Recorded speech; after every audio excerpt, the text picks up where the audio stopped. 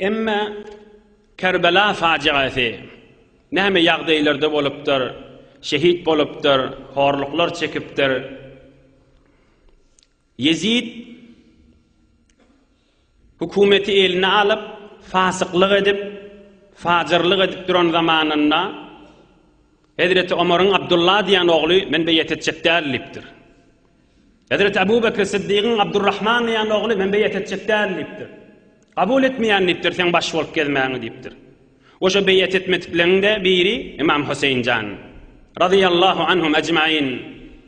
Hudaý Taala hemmelerinden razı bolup ruhlaryny şad etsin.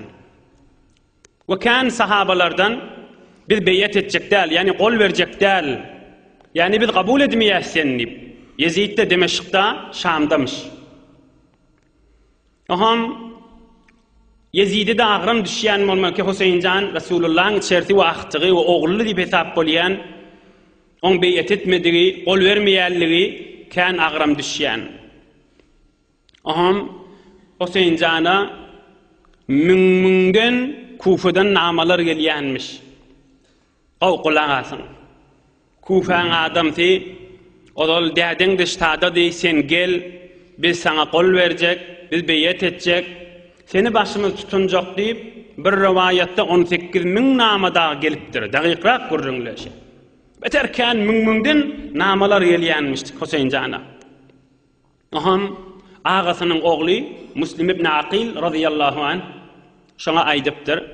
Sen gaýrat et Kufaga bar, gör näme ýagdaýlaş namalary ýazarla diýipdir. Şular bir hakykaty barmy? Oglaň şok içeriň menen barsam boljakmy men şutak, goşalan adamlarynyň istiqbaly barmy? Men aýoksyna galjak, biz zalymiň öteginde durjak däl, din ýörüýmeli, Resulullah'ın ýoly ýörüýmeli, Qur'an-y sünnet ýörüýmeli diýip de öwünçe Muslim ibn Aqil Abu Talib'in doğanının oğlu bolýan Muslim diýen ağasynyň ogly.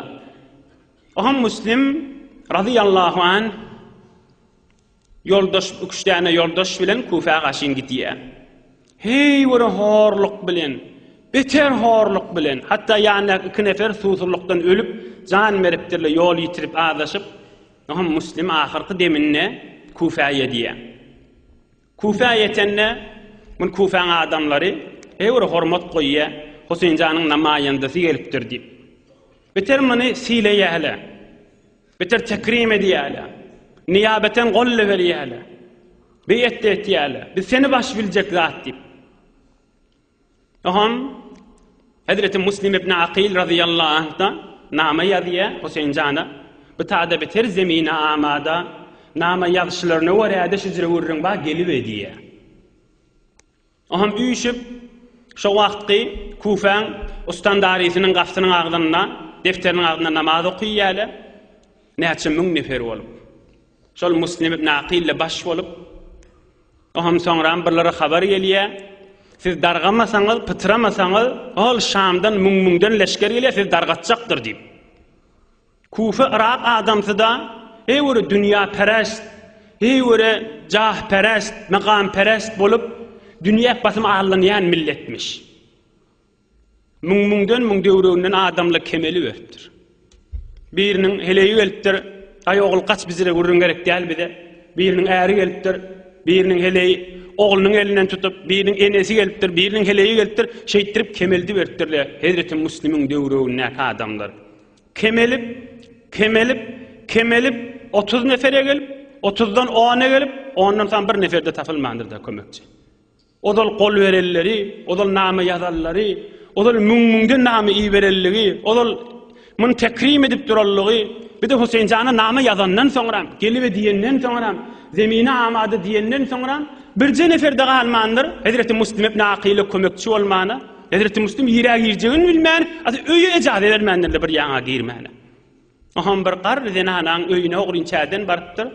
Oňda ogly hyýanet edip, şo wagtky hakimden kärrek jaýda alar tamasy bolup da puzulçylyk edip, o da aýdyp, aham bol Muslimi heýwer horlap şo wagtky hakimi Ubeydullah ibn Ziyad diýen mabguz, ýigrenji, ýüzgara adam onu heýwer horlap kan aralaryna jarry bahs bolýar, gurrun edýärler.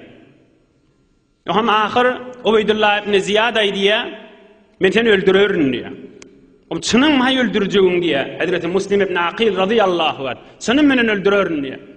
Ama Müslim ağlamana duriye. Men name yazdım. Men Hüseyin Can'ı gelliydim. Zemine amadı dedim. Tada bir nefer yok mu? Kömekçi otturun diye.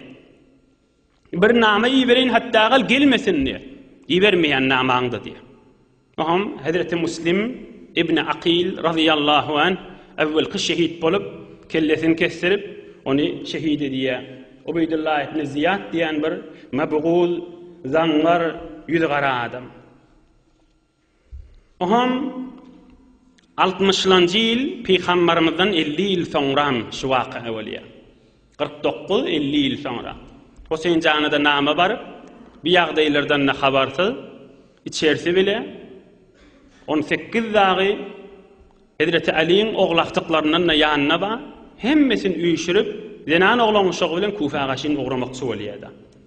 Qurban ayın 8'ün Qurbanlıktan bir gün önce bunu Mekke'de demiştikle Mekke'nin adamları da bir forum eşitişiyeli de. Ham sahabalamın yerli yerden Hazreti İbn Abbas yortip bariye ey ağamın oğlu, ey Resulullah'ın ahtığı men bir gürrün eşittim çınmay diye. Sen Kufa'ya gidecek bolyan mı diye. O da derdine vefa verdim mi gerçekten adamlar diye. Onları men inanmayan diye. Bu kadar namalar çıkarıya, münden namalar. Yok bunlar inanma diye. Birce yol var diye gidecek bolsan Kufa'nın adamlarına inanma diye. İnanacak bolsan evvel öz emirlerini, hakimlerini çıkarsınlar. Bizim emirimiz yok deyip bir elam etsinler. Oham uğraşan bir zat diye. Can çekiye, hahiş çekiye. Hüseyin Can yok men kat'i men azmettim, men kastettim, men gidecekten, men boynuma vazife dini bilyen, Huda için men uğrayacak diptir. Bay can çektir, hahiş çektir. Fe inni la amenu ahlel Iraqi. Men inanmayan ha şu adamları gitme diptir. Men yok men gidecekten diptir. O beter gidecekten mi olsan, ağallam oğlan uşağın koy diptir. Şular heyveri bidere adamlar diptir. Odal Hazreti Osman'ı oğlan uşağının gözünün ağını şehit etişleri yali, senin oğlan uşağının gözünün ağını şehit edamasın haşlı adamlar diptir. Ona teşekkür ediptir, nasihatine de teşekkür ediyenliktir. Yani men gidecekten diptir da. Beter ciddi kast ediptir, vazife dini bilip, Resulullah'ın ahtığı bilip, men bayat şi işe kaim durmalı, men bir yüzletmeli iştay, yaş yollu men canım vermeliyen niyet bilen, Hüseyin Can radıyallahu anh, çını bilen uğramakçı valiye. Başka sahabalarda bir tefar namaya diye, bir tefarlar evine geliye, sen gitme, inanmayasın adip. Onda da Hüseyin Can aydiye, men Resulullah sallallahu aleyhi ve sellem dişimde gördüm, bayatta gidecekten diye. Oğlum sahabalar aydiye, neyme diş gördün sen deyip. Hiç kime odallaydamak, neyme diş görenim, indi aytacak değil, ölümde uğrayacaktan diye de. Emmağında da teşekkür ediyen diye. Bana qavluq isteýäňiz, nasihat edýäňiz, ýöne men gitjekden özüme wazife dini bilýänlikdir. Aham iki ulluk yol uğrandan soňra Hazreti Ömer'in Abdullah diýen ogly qawp izinden yetip aham ey Resulullah'ın ogly, ey Hüseyin Can, Huda için isteýän sen qal dipdir. Inanamak şu milletemen dipdir. Sen barýan ýerin hey bir bewafa milletdir ha dipdir. Kalplar sen menen olsa eller sen menen däldir ha, zalim millettir haşla dipdir.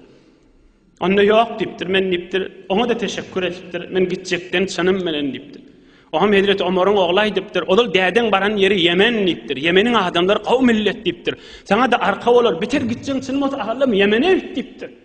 Onda yok dipdir. Men vazife dini bilýän Kufa gaşyn uğrajak dipdir. Oham Hazreti Ömer'in oğlu kucaklap, kan ağlap hay şehit hoşanna Allah'a yarın olsun deyip o da namit bolup o da izine öwürülüpdir.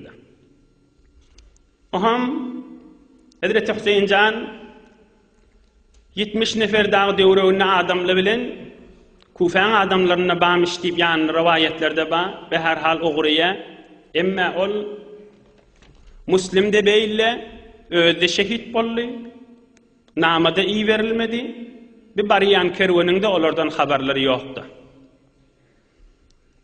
Oham Ubeydullah ibn Ziyad Kufa'nın üstünden gözlep bilen hakim bu kulli Arağın şehirlerini vurudi huruci yerlerini hem memnu ediyor. Hiç kim girmellerden, hiç kim çıkmallardan, her kimi görseňiz tanıymayan bolsaňyz tutdan iýeriň men ýanyma diýe. Bu taýin gaýymla Hoseýn Janna Kufa gaşyn ýaqyn ýetip barýaka bir forum ihsas edipdir. Ol gelýän namalyň habarlary ýok, namaň gürrüňleriniň tersine bolup duran ýagdaýlar bolmaly. Ol şehit bolan muslimden habary ýok. Oňam Kufa ýaqynla berende bir adam iý beripdir. Kufaň adamlaryna habar bermen ýetip gelýänni. Onna ýolla şol Ubeydullah ibn Ziyadyň serwallary destgir edip, onu öldürüp şehit edip, ýene habar ýetmän galypdyr Hoseýn Jana radiyallahu anh. Aham şol çarwada goýun üstünde, mal üstünde bolýan adamlar Hoseýn Jana habar beripdirler. Bu kulli wurudi huruji ýerle memnu dipdirler Kufa. Aham şonna dagygan bilipdir, hemme barnamala behem iýuli we bi zalim etjegini edipdir. Muslim de şehit bolupdyr. Bu baryanne şehit bolupdyr. Men inden beýler özüm esir de etmerin. Men neşi ýolla janyma berernip öňküden beter gasdy, beter çyny bilen bolupdyr. Hazrat Hoseýn Jan radiyallahu anh. Aham Ubeydullah ibn Ziyadda ol ýigrenji, ýüzgara adam 1000 nefer ertiş leşker dogurlap Hoseýn Janyň üstüne iý berip, ertisi günne 4000 nefer üstüne iý berip, bulan da hemmesi bolsa 70 nefer, 72 nefer de. 5000 nefer bolup şonu esir edip getiriň men ýanyma, menne esir edip Yezide iý berjek diýip, şonu ýet bilen, şu pikir bername bilen iý berýärdi. Aham Hoseýn Jana bir näçe pişnihatlary berýär olara, oşun biri-birine degişýär. Hatta Hoseýn Jan imam bolup hemmeleri iýdinde üýädem. Ve her hal bir näçe pişnihatlary berýär, olar kabul etmeýärler. Olar siz baýat esir olup biziň elimizden Ubeydullah ibn Ziyada barıp, ondan Yezide barmalyp, hiç bolmady bu aýdýanyňyz diýär. Beýtirip diniň izzatyny men etek düşürmerin diýär. Janym bermän razydyryp, aham müteessifana sep tutuşup jeň meýdana girmeli bolýarlar. Muharrem aýyň 9-na Tasuawun bolýar. İki sep tutup, ola 4-5 min nefer, ola da 72-73 nefer esir etjekden ya öldürjekden olarda. Aham Hazreti Hoseýn Jan radiyallahu anh ýanyna babasynyň, dädesiniň diýseňde boljak, babasynyň mübarek sellesi Rasulullah janyň sellesini orap, öwne Qur'an-ı Kerim alyp, atyna minip defaň üstüne çykyp, awadan ses bile, beliğ ses bile, açyk ses bile şol ýanky zalim kawma nasihat etmäne durýar. Ey kawm diýär. Siz gaw tanypdyňyz men kimdigim diýär. Rasulullah'ın oğlu ha men diýär. Muhammedur Rasulullah'ın oğlu ha men diýär. Meger eşitmediňiz mi Rasulullah men hakkymda Hasan janyň hakkynda näme urunlary aýdyp diýär. Meger aýtmapdymy? Meger men ýüdügünden okşamaýadymy Rasulullah jan? Meger bular men ýitilje gülümda diýmeýädimi diýipdir. Şular siziň gulagyňyzda barmapdymy şu ýagdaýlar diýipdir. Hip şizrek Rasulullah'ın içerisine horlama boljakmy diýipdir. Şizrek öldürme niyet boljakmy diýipdir. Hänsiň musulmançylygyňyz diýip açyk bulara nasihat etmäne durupdyr. Bir azajyk adam, az bölük adam ol zalim kawmdan saýlanyp Hoseýn Janyň goşuna girip biz sen bilen boljak diýipdir. Biz bu takkeler ýagdaýy hiç pikir etmeýärdik diýipdir. Bu tak şeker mukadimi ýatyk diýipdir. Aham Aşura güni Muharremiň 10-njy güni Ubeydullah ibn Ziyad ýene adam iý berip bir cesur ýüzi galyň ýigrenji adamlar iý berip urşuň ölüşüň diýip hökm iý berýärdi. Aham müteessifana ulaqan jeň başlap İmam Hoseýn Jan radiyallahu anhuň döwründäki adamlary ahir jany bilen saklaşyp, ahir jany bilen ol Rasulullah jany sahabalar Uhud jeňinde saklaýşýaly, bularda ellerinden gylyç gaçany özlerini Hoseýn janyň öwüne oklap bu kulli inşallah işte sanaryn ýanyňky ýoldaşlarynyň hemmesi hatta kişijik oguljagyny çeli hemmesi şehit bolýardy. Birje Hazreti Hoseýn radiyallahu anhuň özü galýardy.